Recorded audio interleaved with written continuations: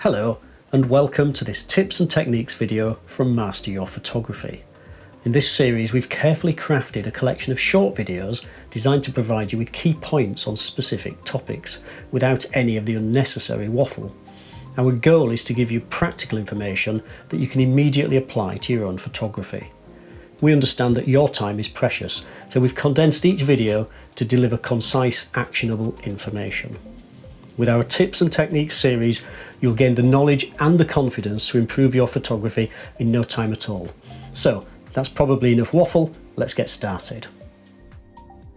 Despite the many different software packages that are available for you to edit your photos with, the basic principles of exposure and contrast and colour temperature adjustment are all the same, and they apply across all software packages. Some of the names of the controls may vary ever so slightly, but those basic core principles remain the same. So in this video, what I want to do is just run through the most important adjustments so that you get an overview of how you can tweak your images in post-production. We're going to use this image and look at the ways we can edit it using the controls, in this case on an Apple iPad, but the controls are very similar on an iPhone or an Android phone, or even on things like Lightroom or Photoshop. Some of the terms might be slightly different, but the basics of what I want to tell you are identical in terms of how you adjust an image at the post-production stage. Now, the reason I've chosen this image is because it's got a really good spread of tones within the image. It's got some very deep shadows under the trees, and it's got some nice bright highlights in the clouds. And there's a good spread of midtones in between those two. So it's got lots of things that we can work with. So looking at the controls that we have to edit this image, let's first of all look at exposure. Now, exposure will adjust all the tones in the image very evenly. So it shifts them all either up or down by the same amount as we adjust the slider. So if I turn the exposure down, it makes the image darker. That's moving down all the highlights, the midtones and the shadows. And if I go the other way, then it's making the image lighter. So there's an overexposed image and there's an underexposed image. I suppose really we're cheating slightly because we're starting with a well exposed image to start with. However, the principles are the same. If the image was a little bit too dark, then you would turn the exposure up. If it was a little too bright, then you would turn the exposure down. That's the exposure adjustment. Just reset that back to 0. Brilliance, I am going to come back to that one. Let's now look at the highlight adjustment. Now the highlights, that's the bright areas in your image, and we can use the highlight adjustment to make those brighter parts darker, or we can make those brighter parts lighter. Now you can see that you do get a colour shift when you do that, so because there are some light tones on the buildings as well, so as we darken those tones, yes, we start to see more detail in the clouds, but we're also enhancing the colour of the buildings as we turn the highlights down. Conversely, we can turn them up and it gives more of a washed out look to the buildings. So that's the highlights, that's the bright parts of the image. Shadows is, you probably guessed, the dark parts of the image. So we can make the dark parts darker still, or we can make those dark areas lighter by adjusting the shadows. You might sometimes see this labelled as dark tones or black tones or black point or something like that, but shadows is what we're dealing with. The contrast in your image is the difference between the darkest parts and the lightest parts, and if that difference is very great, then we say it's a high contrast image, and if there's very little difference between the darkest part and the lightest part of your image, then we say it's a low contrast image. So if we turn the contrast up, this has the effect of making the dark parts darker and the light parts lighter. So it increases the contrast in your image. And if we go the other way, then it makes the dark parts lighter and the light parts darker. So it reduces the gap between the darkest part and the lightest part of your image, and that results in a very low contrast image, which in this case looks absolutely horrible. So let's go back to 0 there. Now if we look at brightness, now remember exposure, that turned up all the tones in the image or turned them all down in a linear fashion, so they all move up or down at the same rate. Now brightness is very similar to exposure, but it works more on the mid-tones and doesn't do so much to the shadows or highlights. I mean, it will affect them, but in general it works with more emphasis on the mid-tones. So that's brightness, which can be useful to bring out some detail in the mid-tones of your image. Now remember I said I would come back to brilliance. I'm going to do that now, if I can find it. There we go, brilliance. Now the brilliance control is almost like a better version of brightness. What it does is it still works on the mid-tones more than anything else, but it will also enhance the detail in the shadows and the highlights at the same time. So you can see what it does if we turn it up. It kind of gives a slightly more vibrant image than if you just play with the brightness or the exposure. It's one of those things that works really well on some images, but can create a very over-processed look on others, so be careful with the brilliance setting.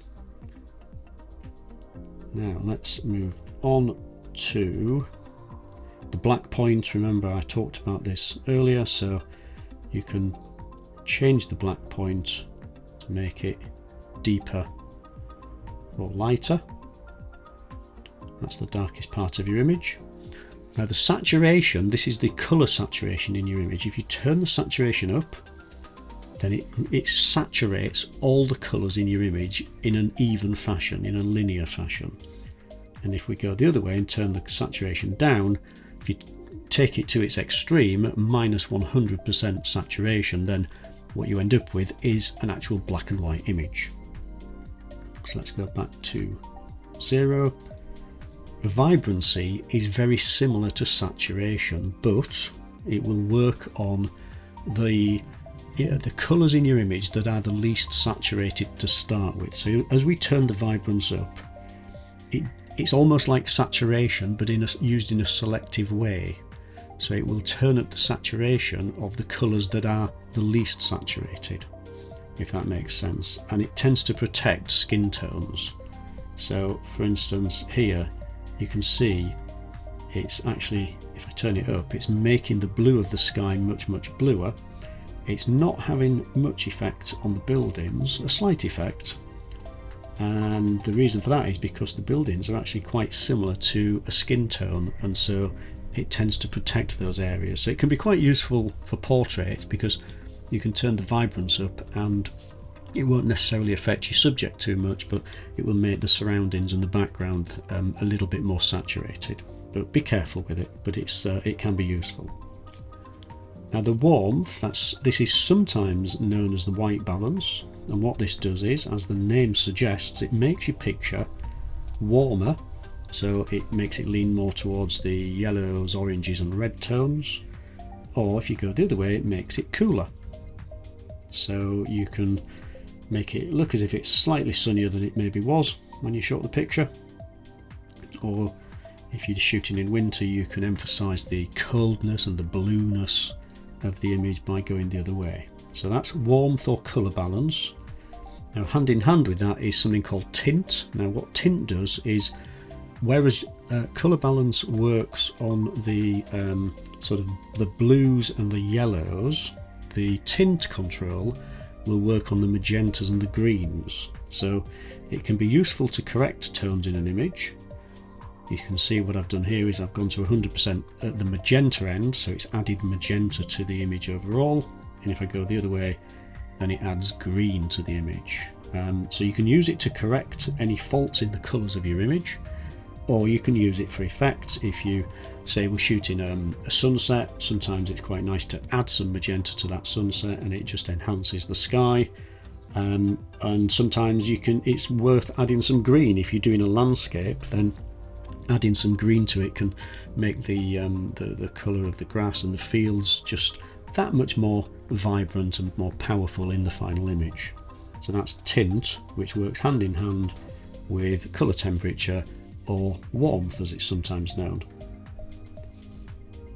Sharpness is fairly obvious. What it does is it actually increases the apparent sharpness of your image. I mean, it can't actually increase the sharpness because, you know, the image has to be sharp when you shoot it, but it can increase the perceived sharpness of the image, and it does this by increasing the contrast of the edges within the image. So where it detects an edge, it will actually increase the contrast, and that gives this perceived sharpening effect.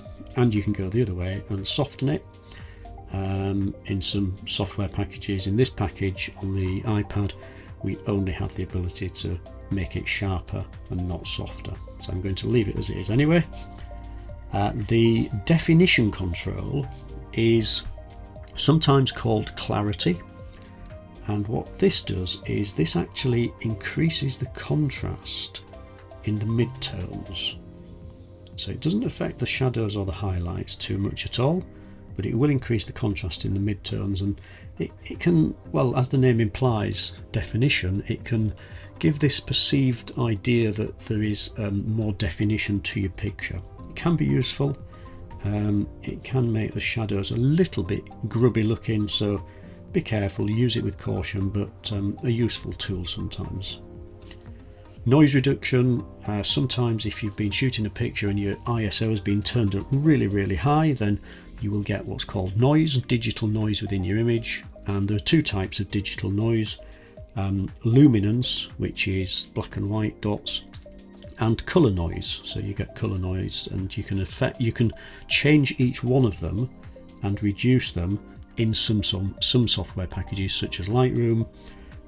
In this particular software package, then we have just got a noise reduction control, so we can turn up the noise reduction, and because this image isn't particularly noisy, it's not going to have much effect anyway, so we won't be using it.